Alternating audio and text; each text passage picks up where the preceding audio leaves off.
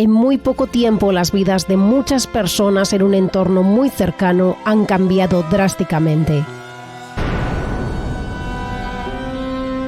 We will never forget that day of February 24th. Then we woke up early in the morning to the sounds of explosion and anti-rail siren. It's horrifying even to believe that that can happen in 21st century. But reality now is that we have a war in the center of Europe. Peaceful cities are attacked by tanks, heavy artillery, and ballistic missiles. Today, as the end of March, the UN says that 18 million of Ukrainians will be affected by the war. In addition, 7 million people will potentially lose their homes and become internally displaced persons. Muchas de esas personas desplazadas llegarán a España y muchas otras se quedarán en Ucrania, pero todas ellas necesitan tu ayuda. En HandsOn Spain hemos puesto en marcha un gran reto solidario coordinado con East Europe Foundation.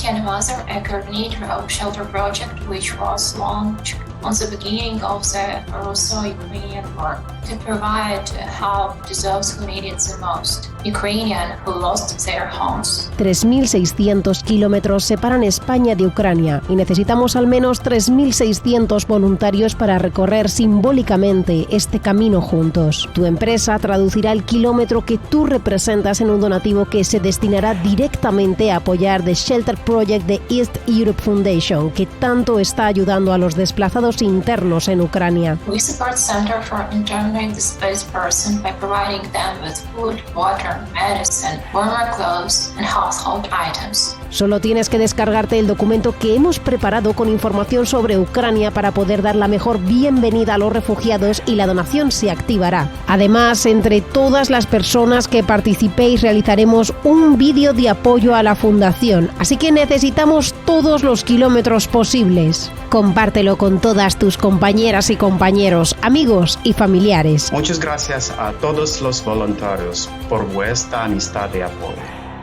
Apúntate.